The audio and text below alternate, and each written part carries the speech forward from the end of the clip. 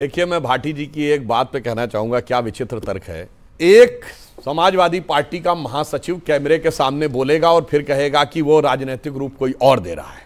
Samajwadi party का सबसे senior सांसद शफीकुर रहमान बर्क मीडिया के कैमरे के सामने आके बोलेगा और फिर कहेंगे राजनीतिक रूप कोई और दे रहा है। जितेंद्र अवार्ड एनसीपी के बड़े नेता हैं, मीडिया के कैमरे के सामने बोलेंगे। और तो मैं इन दोनों को उत्तर देना चाहता हूं। तेजस्वी यादव मीडिया के कैमरे के सामने बोलेंगे, भरी सभा में जहां दर्जनों मीडिया के कैमरे लगे, और फिर कहेंगे हमको राजनीतिक रैली में बोलेंगे और कहेंगे हम राजनीतिक रूप दे रहे हैं। तेजस्वी जी से पूछता हूं, उन्होंने कहा कि भाई जब तब जरूरत पड़ेगी तो अस्पताल जाओगे कि वहां। तो मैं उनसे पूछना चाहता हूं, पहली बात तो लालू प्रसाद यादव जी जब जेल से बाहर आए थे, याद करें, सबसे पहले कहां गए थे? हनुमान जी के मंदिर गए थे, अस्पताल नहीं गए थे। फिर भी भाई अस्पताल से तो मंदिर ऊपर है, और ये मैं सब प्रमाण बोल रहा हूं।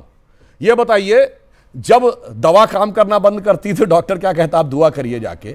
और अब मैं जो उदाहरण कोट करने जा रहा हूं, इंडी गठबंधन वाले में किसी के औकात हो तो बोल के दिखाए। जहां दवा काम नहीं करती है वहां पे धार्मिक चमत्कार से वो ठीक हो जाता है। मदर टेरेसा को सेंटहुड इस आधार पे मिला है कि 2 लोगों की बीमारी बगैर ट्रीटमेंट के उनकी आत्मा ने प्रार्थना से ठीक कर दी। अब बताइए, अस्पताल ऊपर है या प्रार्थना ऊपर है? अब औकात हो तेजस्वी यादव जी की या इस इंडी गठबंधन में किसी की, तो इस पे सवाल उठाए, अन्यथा सारा ज्ञान सिर्फ हमको देने के लिए है।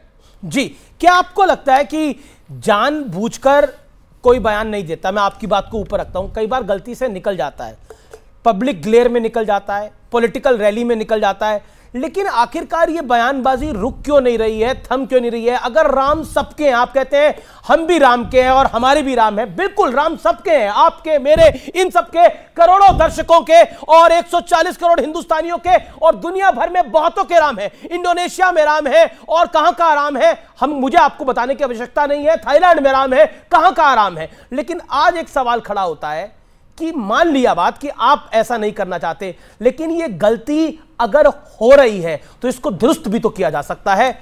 देखिए, मैंने शुरू में ये कहा कि आस्था पर किसी को प्रश्न नहीं उठाना चाहिए, किसी की आस्था का अपमान नहीं करना चाहिए। और मेरी पार्टी की भी ये लाइन है, राष्ट्रीय अध्यक्ष जी ने, हमारे अखिलेश यादव जी ने कहा है कि किसी को किसी धर्म और जाति पर टिप्पणी नहीं करनी चाहिए हमारी पार्टी के कार्यकर्ता को। जी, लेकिन मैं बहुत जोर दे के इस बात कहना चाहता हूं कि आस्था और मूर्खता का फर्क समझते रहिए। आस्था को मूर्खता में तब्दील मत होने दीजिए। आज 21वीं सदी में अगर खड़े होकर एक राष्ट्रीय पार्टी के प्रवक्ता, सत्तारूढ़ पार्टी के प्रवक्ता ये कह रहे हैं कि इलाज वैज्ञानिक तरीके से नहीं होगा, दवाइयों से नहीं होगा, इलाज आस्था से होगा, तो मैं इसे मूर्खता मानता हूं।